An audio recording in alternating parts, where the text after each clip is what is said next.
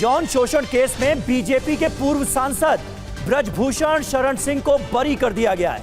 महिला पहलवानों ने यौन शोषण के आरोप लगाए थे ब्रजभूषण पर और इन तमाम आरोपों से ब्रजभूषण शरण सिंह को बरी कर दिया गया है। खास बात यह है कि ब्रजभूषण के साथ साथ विनोद तोमर भी बाइज्जत बरी हो गए हैं। दिल्ली की राउज एवेन्यू कोर्ट का यह बड़ा फैसला ब्रजभूषण शरण सिंह के लिए बड़ी राहत। हमारे संवाददाता जितेंद्र भाटी ने ब्रजभूषण शरण सिंह से बात की है, सुनवाते हैं आप।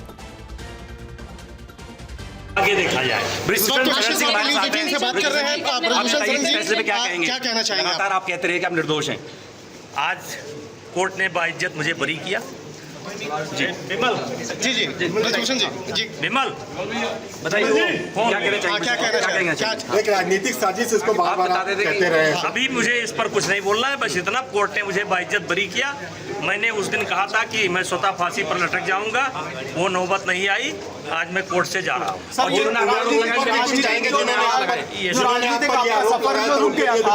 चलिए जो हुआ सो सर, जो आपका राजनीतिक सफर रुक गया था, अब वो फिर दोबारा जो हुआ सो हुआ। चलिए अब हम अभी तो ब्रजभूषण शरण सिंह है जिनको कोर्ट ने बाइज्जत बरी कर दिया है। महिला खिलाड़ियों ने उन पर आरोप लगाया था कि यौन शोषण का, लेकिन कोर्ट ने इस मामले में फैसला सुनाया तो ब्रजभूषण शरण सिंह और साथ में विनोद तोमर दोनों को कोर्ट ने बाइज्जत बरी कर दिया। फिर भाटी ने बात ली। और जितेंद्र भाटी हमारे संवाददाता इस वक्त हमारे साथ मौजूद हैं, जिन्होंने ब्रजभूषण शरण सिंह से बात की है। कोर्ट के इस फैसले के बाद उनके समर्थक जश्न मनाते हुए नजर आ रहे हैं। कुछ कह रहे हैं ब्रजभूषण, सुनते हैं।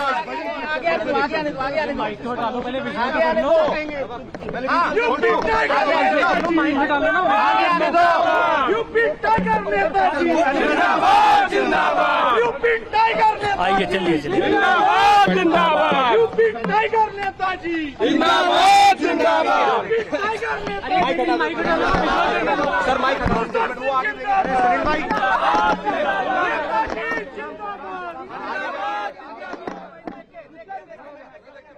जितेंद्र भाटी हमारे साथ इस वक्त मौजूद हैं। दिल्ली की राउज एवेन्यू कोर्ट का यह बड़ा फैसला, ब्रजभूषण शरण सिंह को बाइज्जत बरी कर दिया गया है। जितेंद्र, और पिछले 3 सालों से नियमित जमानत पर थे इस मामले में ब्रजभूषण शरण सिंह, लेकिन आज एक बड़ी और राहत की खबर उनके लिए आई है राउज एवेन्यू कोर्ट से। क्या रहा कोर्ट के इस फैसले का आधार, अगर आप चंद लाइनों में बता पाएं?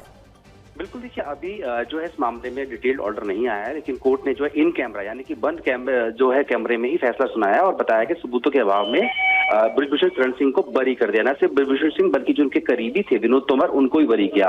ये बात देखिए जनवरी 2023 में मामला शुरू हुआ था।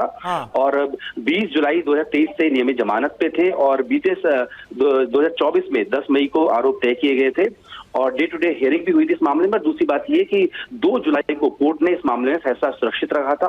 आज जब इस मामले में कोर्ट ने फैसला सुनाया तो साफ तौर पर ब्रजभूषण यानी 18 जनवरी 2023 को आप लोग यहाँ पर मौजूद थे और तब मैंने कहा था कि ये एक साजिश है, षड्यंत्र है और अगर मेरे ऊपर कोई आरोप सही पाया जाएगा तो मैं स्वतः फांसी पर लटक जाऊंगा। और आज तक मैं उसी बात पर कायम रहा और आज लगभग 3 साल के बाद कोर्ट ने मुझे और विनोद जी को बाइज्जत बरी किया है। सर, एक लंबा संघर्ष आप लोगों ने झेला, जिस तरीके से आपके ऊपर लगातार आरोप लगाए जा रहे थे, जंतर मंतर में प्रदर्शन भी हो रहे थे, ऐसे सर वो कितना वक्त, किस तरह का वक्त? मैं 15-16 साल से की उम्र से ही संघर्ष देख रहा हूं और मैं हमेशा जो कमजोर थे, जिनका हक मारा जाता था, मैं उनके पक्ष में खड़ा होता था और मुझे अपने आप के ऊपर विश्वास था। मैं सामने वाले को नहीं जानता हूं कि सामने वाले के दिल में क्या है, लेकिन मैं अपने आप को जानता था और मुझे पूरा विश्वास था कि मेरे साथ न्याय होगा और मेरे साथ न्याय हुआ। और कभी मैंने अपने आप को अपराधी महसूस ही नहीं किया। और मैंने एक शेर उस दिन पढ़ा था कि इसीलिए तो डगर डगर बदनाम हो गए मेरे आंसू, मैं उनका हो गया कि जिनका कोई पहरेदार नहीं था। पदलोभी आलोचक कैसे करते दर्द पुरस्कृत मेरा, मैंने जो कुछ गाया उसमें करुणा था, श्रृंगार नहीं था। हम जो जूनियर खिलाड़ी थे जिनका हक मारा जा रहा था, हम उनके लिए लड़ाई लड़ रहे थे और मुझे प्रसन्नता है कि उस लड़ाई में हमारी ही जीत हुई। और मुझे विश्वास है कि जिस लड़ाई को लड़ करके हम निकले हैं, यानी जूनियर खिलाड़ी की लड़ाई को लड़ करके निकले हैं, उनको न्याय मिलाए। अब वो आने वाले समय में हमारे रेसलिंग का परचम पूरी दुनिया में लहराएंगे, मुझे पूरा विश्वास है। जिन रेसलर्स ने आपके ऊपर आरोप लगाए, खासकर विनोद फोगाट, साक्षी मलिक जैसे, देखिए, नाम लेने की आवश्यकता नहीं है, नाम लेने की आवश्यकता नहीं है। पहलवानों के साथ साथ ये आज जो बड़ी बड़ी पार्टियां आप देख रहे हैं, याद करिए जंतर मंतर पर कौन नहीं बैठा था? प्रियंका जी चली आई। आम आदमी पार्टी तो पूरा खाने पाने की व्यवस्था कर रही थी। लेफ्ट राइट जो आप देखते हैं ना, यहां कोई बचा था? मेरी फांसी की मांग हो रही थी, जिंदा जला देने की मांग हो रही थी। अब वो लोग अपने गिरबान में देखें, समय आने पर जवाब दिया जाए। सर, आपका विरोध करते हुए एक महिला विधायक भी बन गई। अब वो चलिए, बस हो गया। तो ब्रजभूषण शरण सिंह को बाइज्जत बरी कर दिया गया है और उसके बाद उन्होंने अपने आरोपों को एक बार फिर दोहराया है कि उनके खिलाफ साजिश की गई थी। अरविंद मोहन जी, वरिष्ठ पत्रकार, हमारे साथ मौजूद हैं। अरविंद जी, किस तरह से आप देखते हैं इस पूरे मामले को?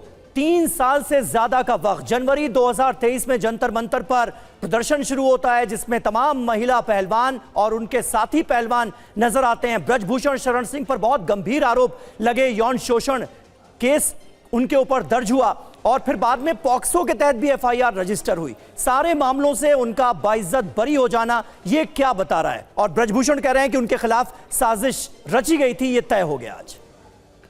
देखिए, कोर्ट के फैसले पर टिप्पणी करने का कोई बहुत ज़्यादा मतलब नहीं है। बस यही कहा जा सकता है कि कोर्ट के सामने जो सबूत आए, जो गवाहियाँ हुई, उसके बेसिस पे कोर्ट ने अपना फैसला दिया है।